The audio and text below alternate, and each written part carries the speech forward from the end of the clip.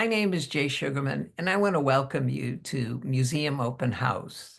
This ongoing series features and highlights many of the outstanding museums and other cultural institutions. The main purpose of most programs is to inform viewers about current and upcoming exhibits, various programs, resources, and other opportunities that are available for the general public. Today, via Zoom, we're fortunate to have as our guest Mindell Dubansky. Mindell is a book conservator, librarian, author, and artist. She also serves as the Museum Librarian for Preservation at the Metropolitan Museum of Art's Thomas J. Watson Library. She's here today to inform us about the fascinating exhibition she recently curated entitled The Best Kept Secret, 200 Years of Blooks, which will be on display at the Center for Book Arts in New York until May 10th. For those of you not familiar with the term, books are objects that resemble books in their shape, but are not actually books in the traditional sense. During the program, we'll learn about the history and development of books, why and how the exhibition came about. We'll go on a behind-the-scenes tour, and in the process, come to better understand and appreciate the wide range of books that are on display, and why books further substantiate our enduring fascination with the book form, even in non-traditional ways. Welcome, Mindell. So delighted you're able to be here. Thank you, Jay. It's really fun. Thank you for inviting me. It's speaking of fun, it's been wonderful for me to begin to learn about books, read about some of your work with them, view a number of forms. I'm eager to find out more and have you inform viewers. But before we jump right to that, I think it would be of interest if you just briefly share maybe a little bit more about your background, professional interest, perhaps current position. Yeah, well, I don't know how far back you want me to go, but in terms of my interest in books, well, I was a student at Carnegie Mellon and I majored in printmaking and drawing. So I was always an artist and I always loved 19th century printing techniques like lithography, wood engraving, and those were my two woodcut, of course. So that's what I studied. But, in my junior year abroad, I did go to England, to Exeter, and I went to the Exeter College of Art, and there I was really exposed for the first time to antiquarian books because they were everywhere, and, Mm. just the visual just I couldn't believe it that you could have books like that old, Mm. or that beautiful for so little money, and there was and there was so much in each book to enjoy, to appreciate. They were full of wood engravings, just everything, the level of detail of descriptions. I love them, and I bought some books, and, when I graduated college, because there was nowhere to study bookbinding at that time, there was a British book restorer in the Hunt Library at Carnegie Mellon, and she taught bookbinding classes, and that was it, and like every other bookbinder on the planet, I got shot with Cupid's arrow. It was very instant. It was like, "Well, this is it. This is what I wanna be." So that's when I came to New York, and oddly enough, I came to New York to go to the Center for Book Arts, which was at that time in its original location on Bleecker Street, and I took all my little books from my class, and I just showed up, and as I do, because I imagined it, I believed it to be true.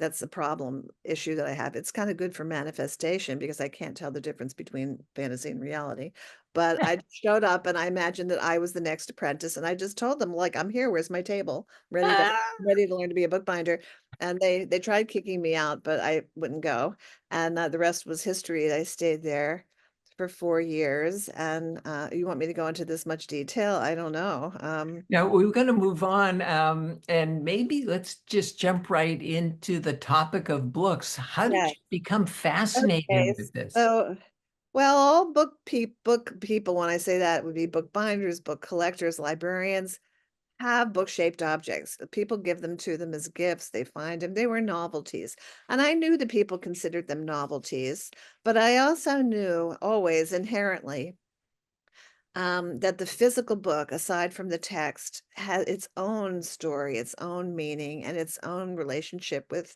the transmitting of information and the transformation of humans.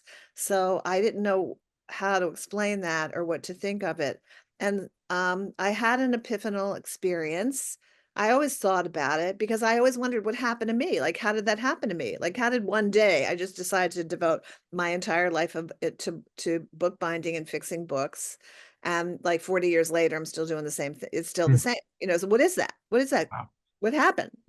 So in a way, it was somewhat autobiographical. I was trying to understand myself and and how my relationship to this object, and to try to take the look at and it was kind of unfashionable, or scholars are never going to tell you to look at the book aside from the text. Like, that would be bookbinding always gets left out. Like, if you look at the Mm. Mm. it gets out of a lot left out of a lot of things, because book bindings aren't necessarily always the original to the book, so bibliographers are suspect of it. There's a lot of things in the library world that makes people leave bookbinding out.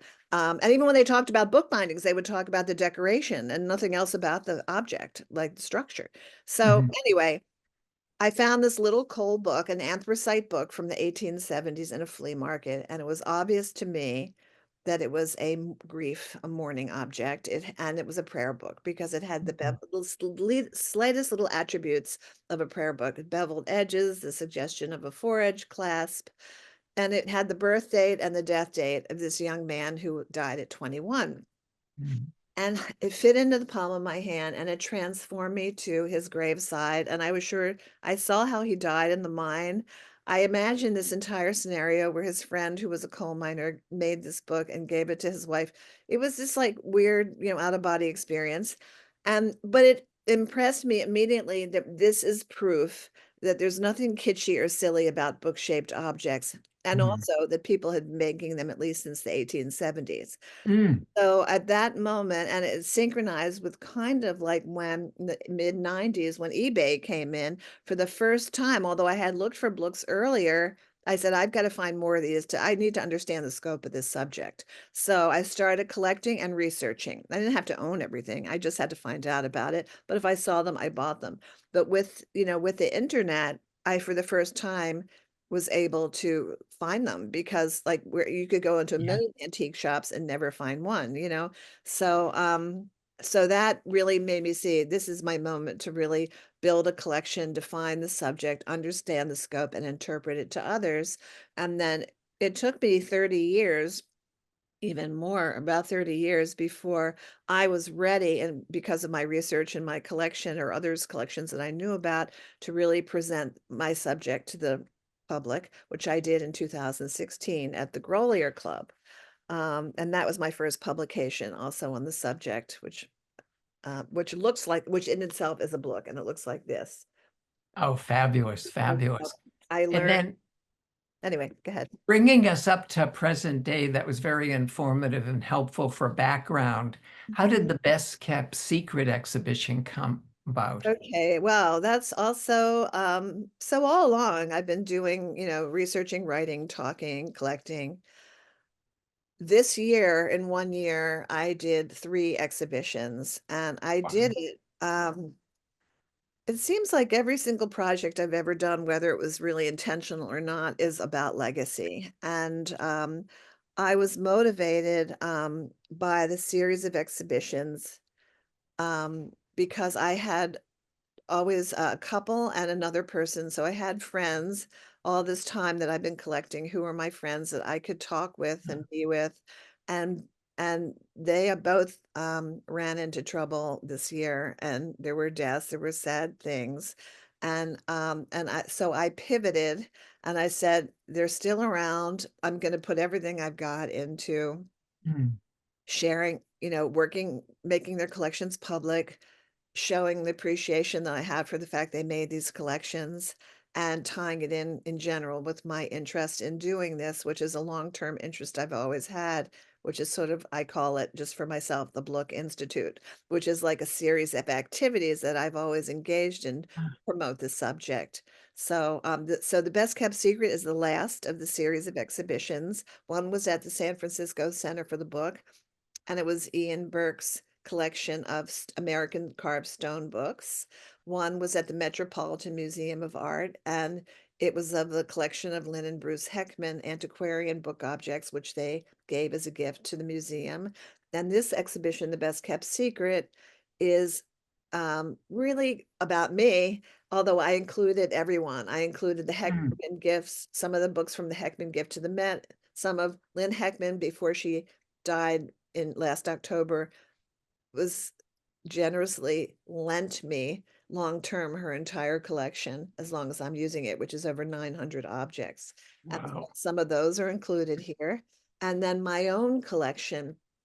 But what's so special about this exhibition to me, all my other exhibitions were kind of about introducing the public to the subject. Like this is the kind they made toys, they made games, and Mhm. they made Bible boxes. But this exhibition allowed me to really think much more deeply because I've already done that.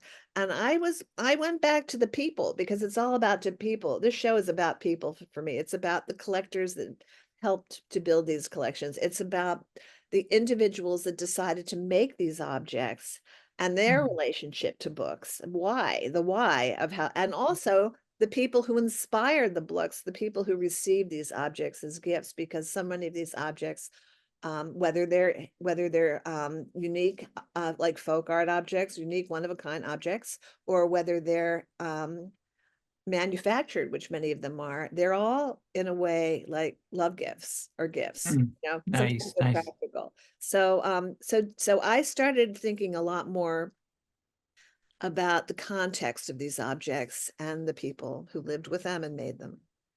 For those who haven't had the chance to visit yet, before we look at some wonderful examples, would you please provide an overview of how things are laid out, the different Yeah. areas, Yeah. themes? So the Center for Book Arts Gallery, which is the Center for Book Arts is a wonderful organization that has teaches courses in handbook binding and printing. And in the center, when you walk in, this gallery is in the center of the facility. What you're seeing through that window is the print shop, and on the other Mm. side, like where the viewer would be, is a bindery. So it's right smack in the middle of bookmaking world, and it's a lovely little envelope. And the director, first thing I did was ask her how many objects would fit into this gallery comfortably, and and did she have any preference because it's Center for Book Arts has never shown had an exhibition like this of historic book objects. And she asked me, she really wanted it to tie into book arts, contemporary book arts, and thinking about the book as art. And so I decided, so it was like, 70, 75 objects. So I decided to make 6 themes and put 12 objects in each theme. And that's what you're seeing on the wall are the description of the themes. And I arranged, so the objects that I selected for the broadest scope within each theme to share the broadest scope I could do in 12 objects.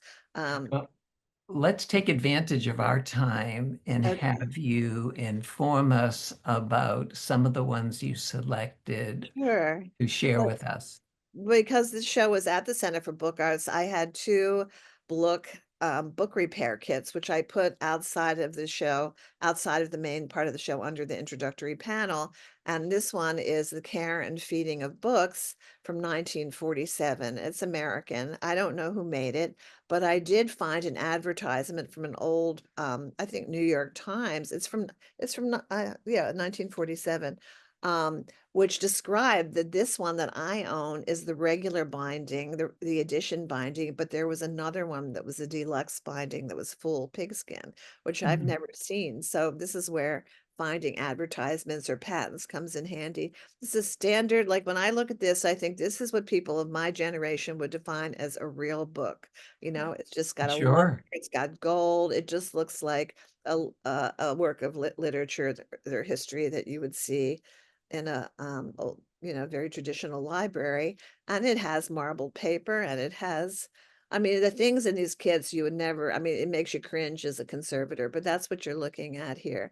And Sure. of course many of these books have pun titles that are puns, or gags or jokes or just silly. Yeah, yeah. This in And this we're going to see some coming up. We're going to go into the Yeah. first of the categories, First, containment and concealment. right, I would say, like I mean, a lot of these objects could have fit into a lot of categories, but, if you had to pick, like, the main category, the main subject that encompasses most books, it would be containment and concealment, because most books, unless they're solid, like made out of a solid Mm, material, are sure. meant to hold something, sometimes something specific or not. So what you're seeing here, I mean, I just think this is a quintessential book because, it was Fabulous. made for the tourist trade and probably in France, and in the around and what you're seeing on the left here is the only trade catalog, full, like, complete trade catalog, it's only 4 pages, that I have ever found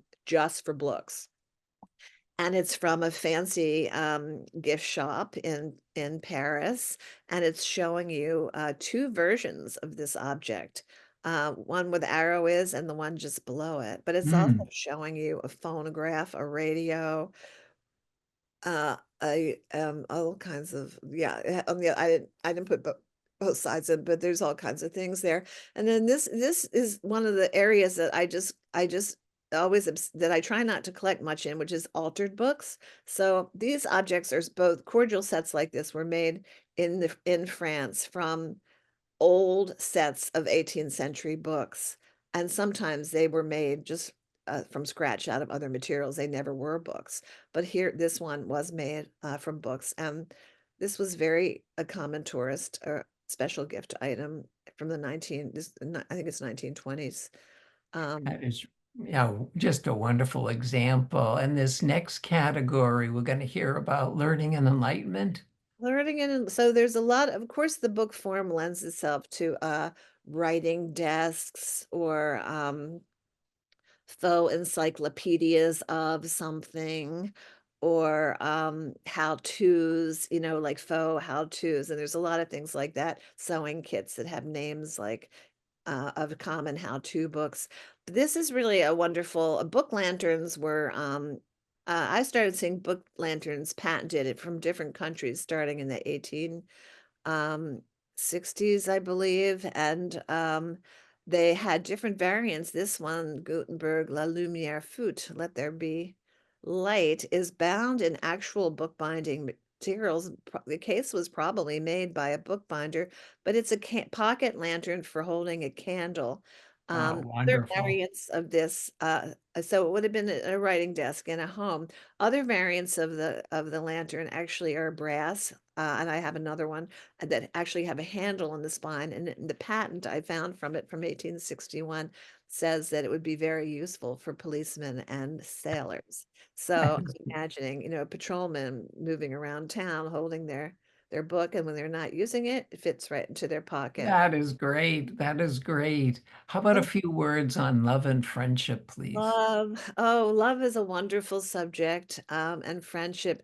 So many of the stone books are about love and friendship. I mean, if you get a love book that's made out of a rock, it really means something, right? It's going to be forever. So in that case, it's symbolic. In this case, this particular, this is a friendship album. It's called an album amacorum, and they were very popular in Europe, specifically in Germany from in the 18th and 19th century, and this particular one, it's cards and engravings inside of this little book box, and the book box has a very, very formal bookbinding is made to look like a very traditional formal bookbinding style, which is called a cameo binding.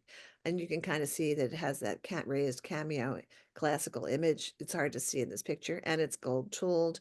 And it has, so it's something that someone would take to when they were traveling around, either as a tourist or in the summer, or if they went to college and they would collect these little notes and cards and locks of hair and paintings and drawings in their friendship book. And so this is really the beginning of what I don't know if it still exists today, but in my generation as a kid, we all had autograph books, and Sure. this is in the tradition of an autograph book. Most definitely. Most The definitely. object book comes from that.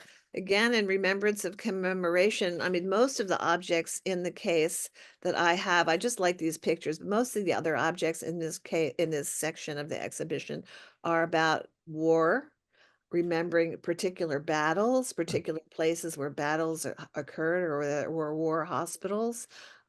Also, mourning objects, very often there'll be a book commemorating the death of someone. This particular one is I chose to share with you, commemorates someone's trip on the Grand Tour in Europe in the 19th century. And Wow. it's a very common book object. It's called Liberati Imprante. This was one volume from something that would have been an encyclopedia. It would have had many, many volumes. I only have this one, but it's like volume 13 or 17 or something like that. So it Ooh, gives you an indication. These are big sets. And what they're including is plaster casts of, um, again, classical art that the traveler could purchase and take home with them to study and to remember their trip. And each cover opens, and on each cover, on the inside of each cover, is a contents list.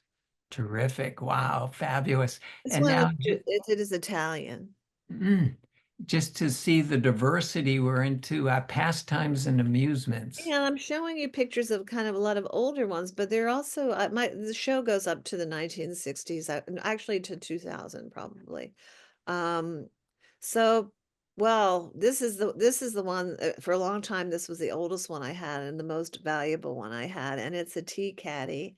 At least the leather looks like it might have come from bindings, but the books are solid. They're made out of paper or wood. And here it is open.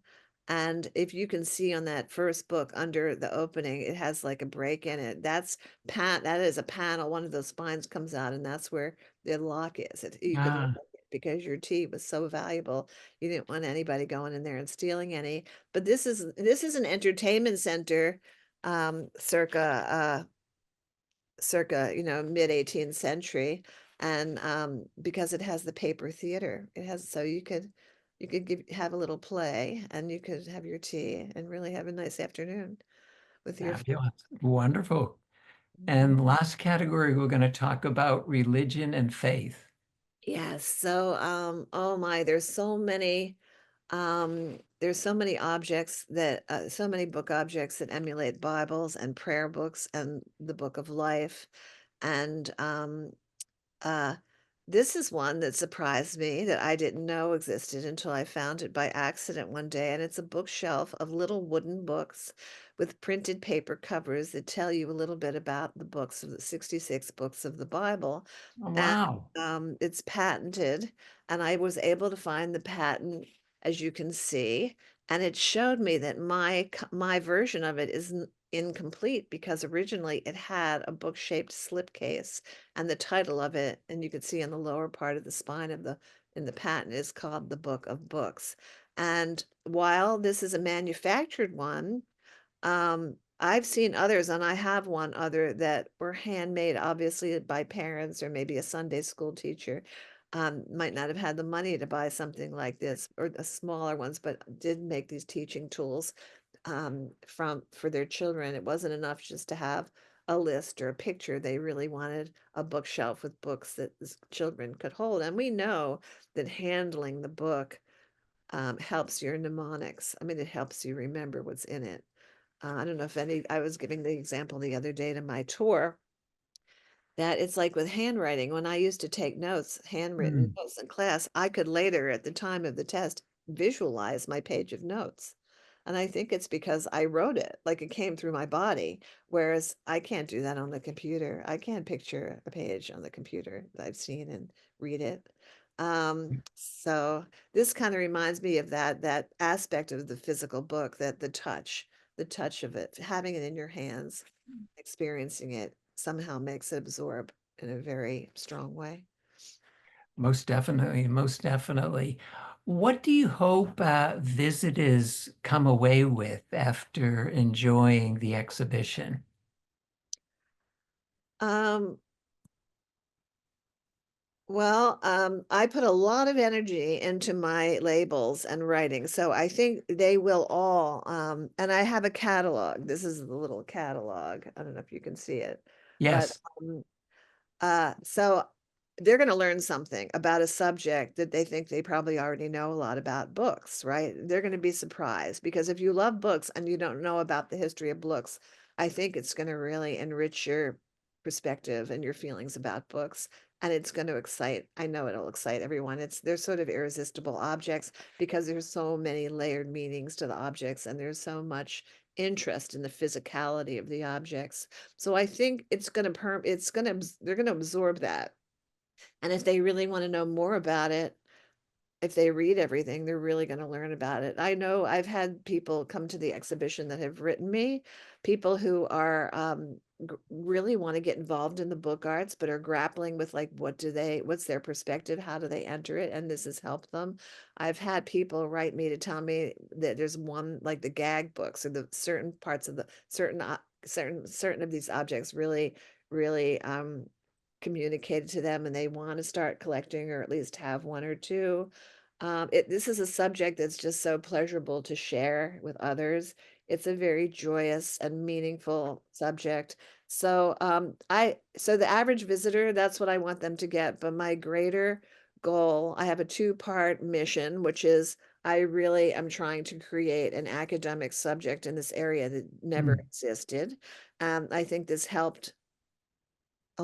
three exhibitions helped a long way to cement just to create that, although it hasn't been created yet because there isn't a major study collection somewhere and I need to find a home eventually for these collections or part of these collections so that students can actually go somewhere and see them all and handle them. So that's my biggest goal, the legacy that I want to leave with this subject. But also, as a bookbinder, the variety of interesting structures that these objects have are all going to be of interest to people who make artist books or who just want Mm. to make things because there's just great contraptions and they're really fun to make. So I want people to have that physical hands-on joy of being inspired to make their own book, make new books. So that's kind of like in a nutshell, my goal with this. Fabulous, fabulous. Well, Mindell, unfortunately, we've run out of time for the program. It's been fascinating hearing about your history with books, the incredible collection you've assembled, and just introducing most of us for the first time here to this wonderful book form. And as you say, just another way to appreciate that type of form that many of us do every day, especially in this digital technological age. There's something about the actual book that is so appealing and enduring. So thank you for continuing to promote that. Yeah, and I would encourage anybody who wants to know more, who's interested, who wants to buy one of the books that I've written, or just if you happen to be, really are a scholar in this area that should contact me. And my email is very straightforward. It's my whole name, Mindell Dubansky at gmail.com. Great. We'll put that in the credits for Yeah, sure. yeah, because I like to keep the conversation going and I'm very accessible and I really want to hear people's feelings and responses to the objects. And for me, that's why I put it out there too, is because I really want to have the dialogue about these objects. I want to hear how other people feel about books. Everybody I meet, I ask them like, so what do books mean to you? And sometimes they can answer me and sometimes they can't. But if you want to ever talk about it, Jay, you should call me up. Thank you. I Thank want to you hear for what the you think. invitation. Thank you. And really, thanks so much for your time. My And pleasure. also want to thank those of you watching for joining us and hope you'll be able to tune in next time.